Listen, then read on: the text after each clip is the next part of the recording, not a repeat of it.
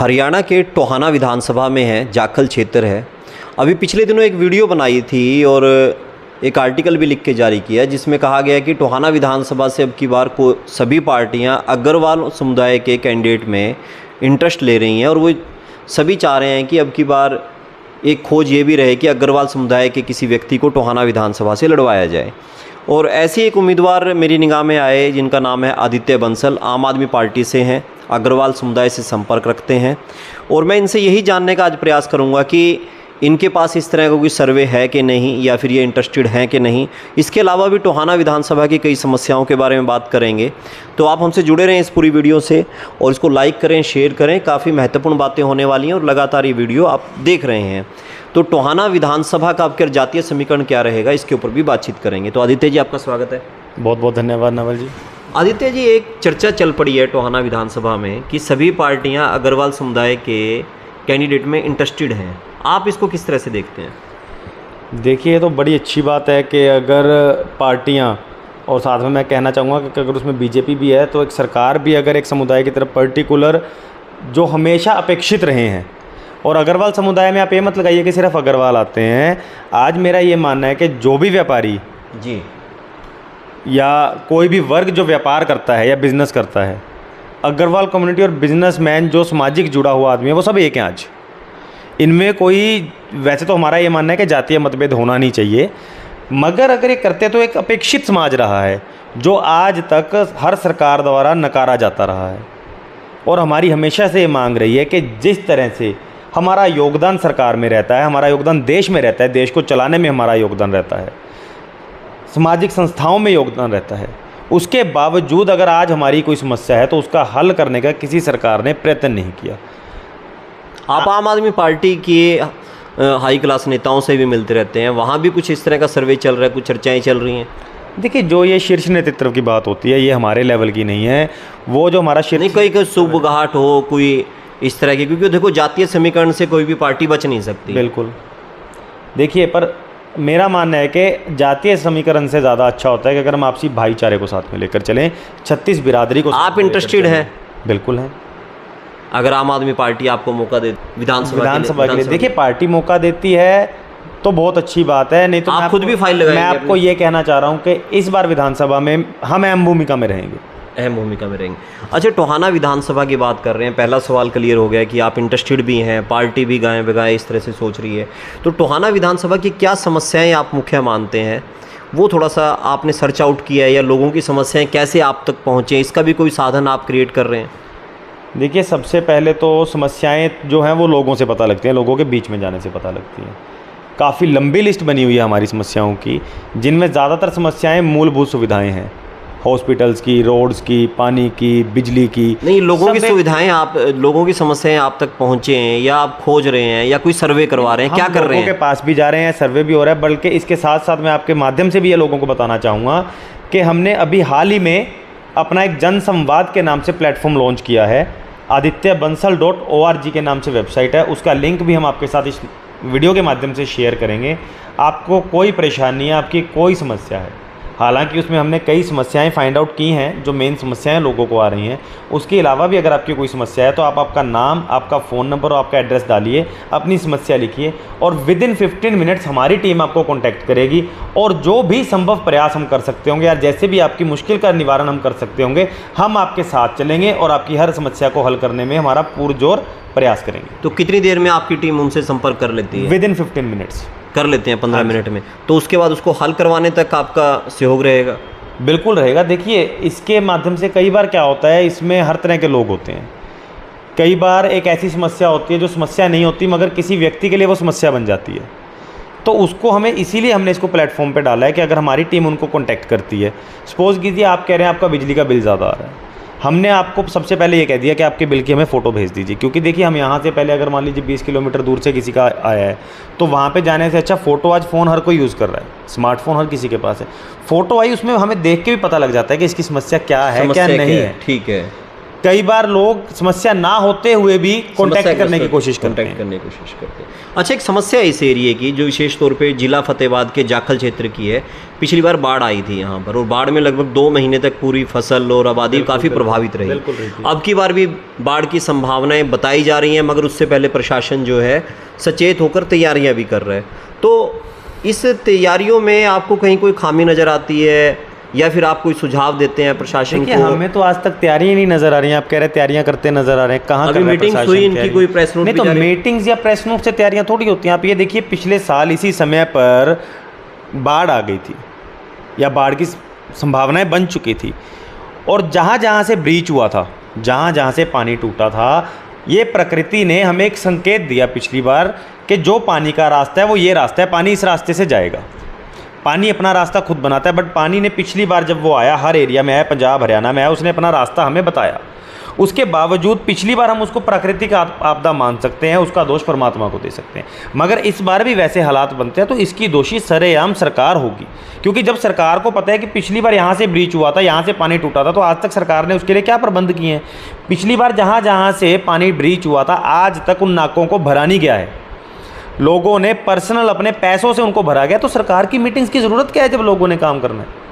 तो आप छोड़ दीजिए ना। मैं तो आज सुबह भी अपनी वीडियो में कह के हटा हूँ कि अगर आपने जनता के लिए काम नहीं करना है, आप हमें अपना हिस्सा ही नहीं मानते हैं, तो टोहाना में ना आप विधानसभा चुनाव करवाइए, ना MP करवाइए, ना हमसे टैक्स लीजिए, हमें छोड़ दीजिए। जो जनता ने करना होगा खुद ही कर लेगा। जब सब काम हमने करने हैं, खड्डे भरने होते हैं, लोगों को समस्या आती है, लोग अपने पैसों से मिट्टी डाल देते हैं, हॉस्पिटल में दवाइयाँ उपलब्ध नहीं है, लोग अपने पैसों से दवाइयाँ पहुँचा रहे हैं, किसानों को दोबारा डर हुआ बाढ़ का, इन्होंने खुद अपने पैसों से JCB लगाई, पैसे इकट्ठे किए, गाँव से वाश इकट्ठी की और उससे वो मिट्टी लगवा रहे हैं, डलवा रहे हैं, कोई भी काम करवा रहे हैं। तो सरकार क्या कर रही है इसमें? सरकार का योगदान कहाँ से है? इसी मामले में और आपको बताना चाहूँगा कि इसको लेकर जो काम करने वाला मुख्यमंत्री है वो है सरदार भगवंत सिंह मान जी। आपने देखा होगा कि आज तक MLAs MPs आपने ज़रूर देखे होंगे जनता दरबार लगाते हुए, जनता की मुश्किलें सुनते हुए। CM को आपने भी जनता दरबार लगा के देखा होगा, मगर वो CM हाउस में देखा होगा। ये इकलौता ऐसा CM है, मैं अपना पर्सनल एक्सपीरियंस बता रहा हूँ। कल मकोड़ साहब आए, जनता के बीच में आए, जनता की मुसीबतों को समझा और जहाँ से ब्रीच हुआ था वहाँ का जायज़ा लिया, अधिकारियों को आदेश दिया कि ये मुझे 2 दिन के अंदर अंदर कंप्लीट चाहिए। क्योंकि उनका मानना है कि जो अगर हम आपदा आने का वेट करते हैं और लोगों को मुआवजा राशि देते हैं, कि अगर उससे आधी राशि भी जब हमें पता है यहाँ से ब्रीच होना, उसकी साफ़ सफाई में लगा दी जाए, उसके रख रखाव में लगा दी जाए, तो लोगों को इतनी समस्याओं का सामना नहीं करना पड़ेगा। जी बिल्कुल। देखिए, अकेला मुख्यमंत्री है। आप देखिए, मैं आपको एक छोटा सा एग्जाम्पल देता हूँ। अगर एक MP या MLA भी रास्ते में जा रहा होता है ना, उनका रूट प्लान बना होता है कि हमने इसके बाद यहाँ जाना है, और वो उस रूट से निकलते हैं, रास्ते में कहीं नहीं रुकते हैं। मानते हैं बात? वो अकेले ऐसे मुख्यमंत्री है, कहीं 2 लेडीज़ ने भी उनको हाथ दे दिया ना उनकी गाड़ी को, उन्होंने रोक लिया। मैं खुद सोचने में मजबूर हो गया, यार कैसा CM है? कोई आ रहा है सड़क पर खड़ा होकर हाथ दे रहा है, रुक जा रहे हैं। आदित्य जी, एक चीज़ और बताइए, ये आपकी बात में कहीं ना कहीं ये पेच हो गया कि जिस तरह से पंजाब सरकार तैयारियां कर रही है वैसे हरियाणा सरकार तैयारी नहीं कर रही, पहली बात। दूसरी बात जो मैं समझ पाया वो ये समझ पाया कि जितना मुआवजा देने में पैसा खर्च करते हैं उतना ही अगर बाढ़ को कंट्रोल करने में लगा दिया जाए तो ज़्यादा बेहतर है। बिल्कुल है। तीसरी बात मैं ये जानना चाहता था कि प्रशासन जिस तरह से बाढ़ आने पर लोगों से संपर्क करता है कि सहयोग करें, क्या बाढ़ से पहले उन्होंने लोगों से मीटिंग नहीं करनी चाहिए? ऐसी कोई मीटिंगें हो रही हैं? वही तो मीटिंग्स होनी चाहिए जब हमें, देखिए अफसर है, आज उनकी फतेहाबाद जिला में ड्यूटी लगी है, क्या पता कल वो सोनीपत है, करनाल है, कहाँ है। अफसर बदलते रहते हैं, मगर जो यहाँ की जनता है जो मुश्किल का सामना करती है वो वही है। तो अफसर को या यहाँ के प्रशासन को चाहिए वो लोगों के बीच में आए और उनसे पूछे कि कहाँ कहाँ से ब्रीच हो सकता है या कहाँ कहाँ पर दिक्कत है, कहाँ कहाँ से टूट सकता है। वो लोगों को ज़्यादा बखूबी पता है और लोग ज़्यादा अच्छे से बता सकते हैं कि कहाँ पर उम्दा प्रबंध करके इसको रोका जा सकता है। लोगों से इस तरह का कोई सर्वे इकट्ठा किया जा रहा है आपकी बार? मुझे बातचीत हो रही है? देखिए, बातचीत हमें नहीं लगता, क्योंकि मैं आपको बता रहा हूँ जो मेरी जनता से बातचीत हुई है, एक मौजूद, मैं वही कह रहा हूँ, जो मेरी जनता से बात हुई है, तो जनता का अब तक ये कहना है कि जितने भी उन्होंने खड्डे बंद किए हैं या खाल बंद किए हैं जो पिछली बार ब्रीच हुआ था, वो उन्होंने अपने पैसे से किए हैं। प्रशासन ने आज तक उनकी सुध बुध भी नहीं ली है। सुध बुध भी नहीं ली। अच्छा, जाखल में अभी आजकल एक चर्चाएँ चल रही हैं, बड़ा मैं सोशल मीडिया पे देख रहा हूँ, एक तरफ कहते हैं कि जाखल में रामराज आ गया, सब कुछ सुरक्षित है, दूसरी तरफ जाखल में चोरियां हो रही हैं, कहीं ना कहीं एक ही जगह पे 2 ग्रुप बन रहे हैं। क्या चल रहा है आखिरकार? ये देखिए, ये प्रशासन से लड़ाई है, लोग आपस में लड़ाई कर रहे हैं। देखिए, ये सरकार की जो नीति रही है, जो BJP सरकार की, ये अंग्रेज़ों वाली नीति है, फूट डालो राज करो। ये धर्म के नाम पर लोगों को लड़ा रहे हैं, जाति के नाम पर लोगों को लड़ा रहे हैं, बट असल मायने में अगर हम देखा जाए तो धरातल पर इनका काम ज़ीरो है। कल भी हमारे एक भाई का रोकी है, कन्फेक्शनरी वाला, उसका मोटरसाइकिल चोरी हुआ है। और जब हमें पूछने पर पता लगा तो उसको ये जवाब दिया गया कि कहीं कोई नाकाबंदी नहीं हुई। उस समय मैं मुख्यमंत्री साहब के साथ था, मकोड़ साहब, जहाँ चोरी हुई, ये घटना हुई, कहीं कोई नाकाबंदी नहीं की उनको रोकने के लिए। कैमरा में वीडियो मिली हुई है, सब कुछ है, उसके बावजूद कहते प्रशासन का ये कहना था कि मिल जाएगा मोटरसाइकिल, क्यों चिंता कर रहे हो। वो अपने आप कैसे मिलेगा जब आप कोई पुख्ता प्रबंध नहीं करोगे। 1-2 साल पहले लगातार 1.5 महीने तक नशे के खिलाफ धरना चलता रहा था, किसानों ने दिया था, लोगों ने दिया था, उस पर कोई कार्रवाई नहीं हुई। अभी थोड़े दिन पहले फिर धरना हुआ, उस पर कोई कार्रवाई नहीं हुई।